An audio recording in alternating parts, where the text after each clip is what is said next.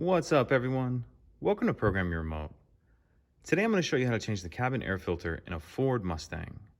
This is a 2020 model here, but it will be the same on several different years.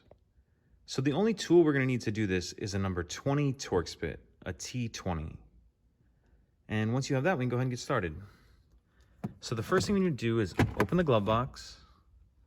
And then on the right-hand side of the glove box, you're going to see this latch right here. And we need to remove that. How we're going to do that is we're going to pick up on it, and then we're going to pull it out to the right. So pull up, and then out, like that. And then once you have that done, we need to push in on either side of the glove box to let these stops clear. So push, let those come down. You can do them one-handed or both at the same time. And then if we look here, we're going to see this cloth kind of access cover. And this is where we need to be, but just so we can see a little better, I'm going to go ahead and pull this down. Okay.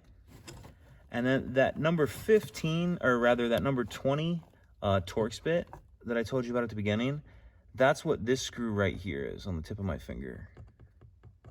So that's that number 20 Torx bit. We need to go ahead and remove that. So I'm going to go ahead and do that, and then I will check back in after I have that out. Okay, so I just removed that number 20 Torx bit from right here. And once that's out, that's going to allow the access cover to the cabin filter to come off. So right where you unscrewed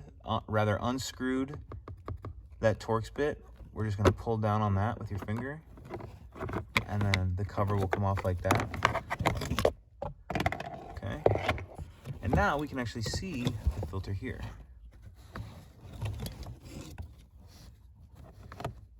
And this one actually doesn't need to be changed, but I just wanted you to make a note that when you put your new one in, you need to pay attention to that airflow arrow, and you want that pointing diagonally towards the ground and the driver's seat. Okay? So make sure your arrow is lined up like that, pointing down and kind of diagonally towards the driver's seat.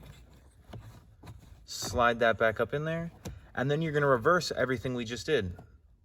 Put your door back on, put that number 20 Torx bit back in, and you can tuck this back in like that. Flip your glove box up and reattach that latch on the side. And that's it, not too complicated. If you have any questions, please let me know. If you could take a second to like and subscribe, it helps us out, and I'd appreciate it.